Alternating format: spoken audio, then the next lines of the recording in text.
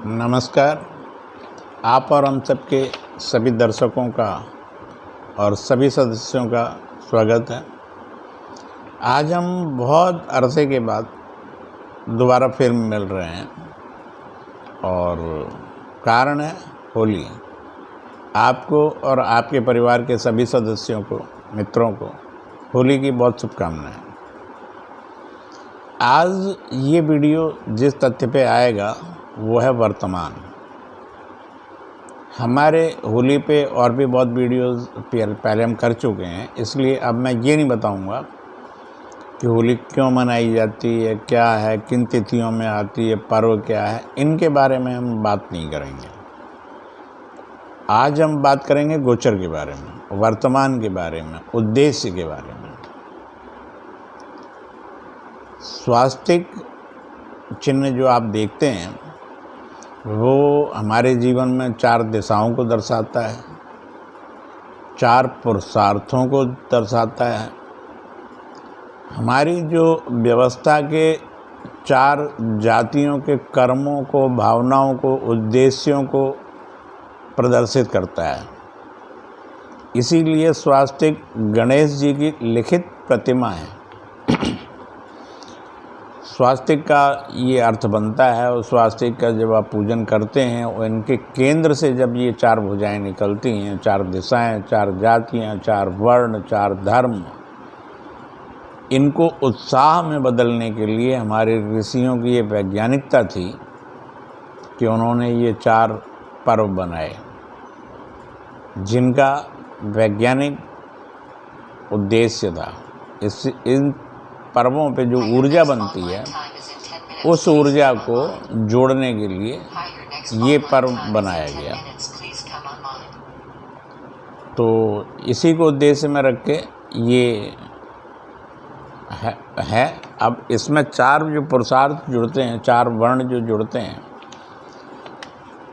ब्राह्मण, क्षत्रिय, वैश्य और शूद्र, इन्हीं में उत्साह करने के लिए, उत्साह का संचार करने के लिए उत्सव को जोड़ा गया। वो होते हैं रक्षाबंधन ब्राह्मणों के लिए, दशहरा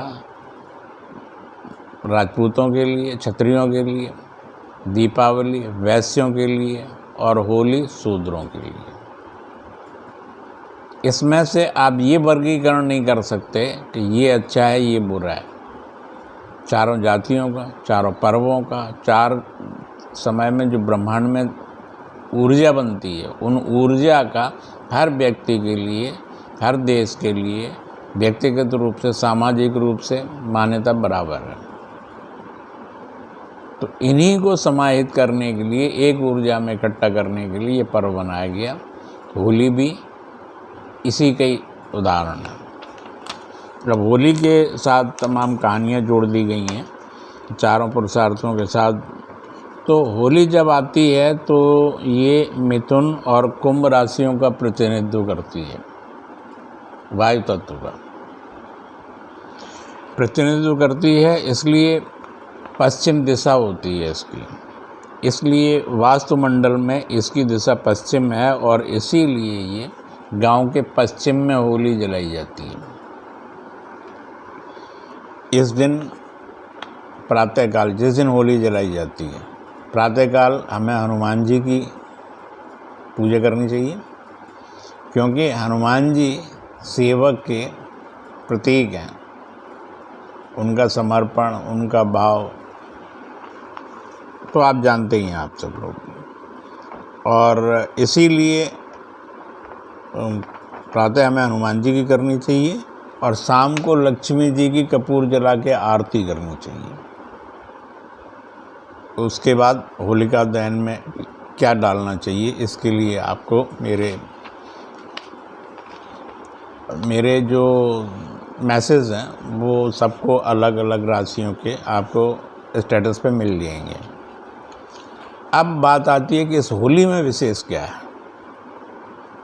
इस होली में विशेष ये है कि इस पूर्णिमासी पे थोड़े डिग्री से सूर्य रह गया, जिसकी वजह से कि ग्रहण का प्रभाव पूर्ण नहीं आ पाया, लेकिन ग्रहण इस दिन है।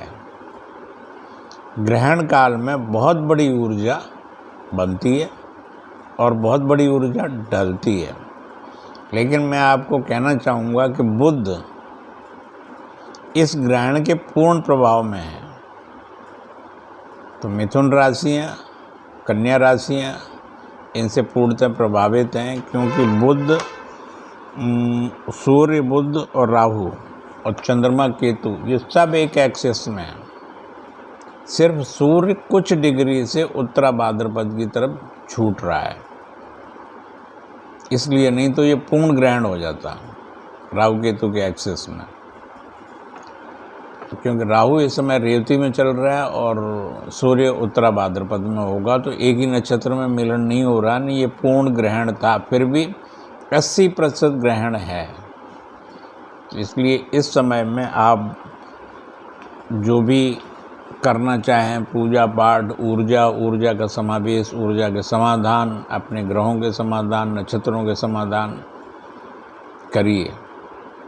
दीपक जला के रखिए और होली खेलने के पहले और बाद में जब भी आपको समय लगे, आप मंत्र पाठ जो आपके हैं उनको जागृत कर सकते हैं। अब इसी के साथ एक बात मैं और जोड़ देता हूँ कि बहुत जल्दी ही 25 मार्च 24 से 31 मार्च 24 को शनि का नक्षत्र परिवर्तन भी हो रहा है,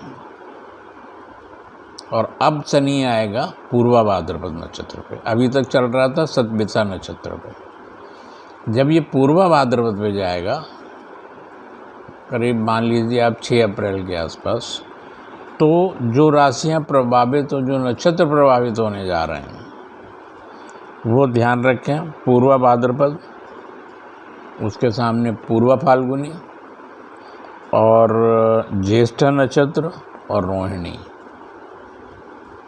ये नक्षत्र वाले अब शनि के पूर्ण प्रभाव में आएंगे।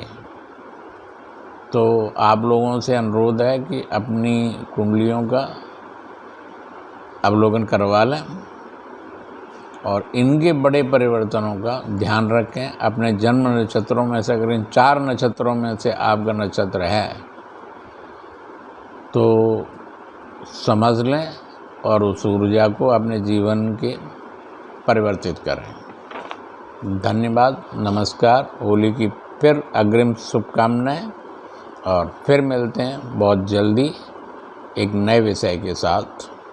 धन्यवाद।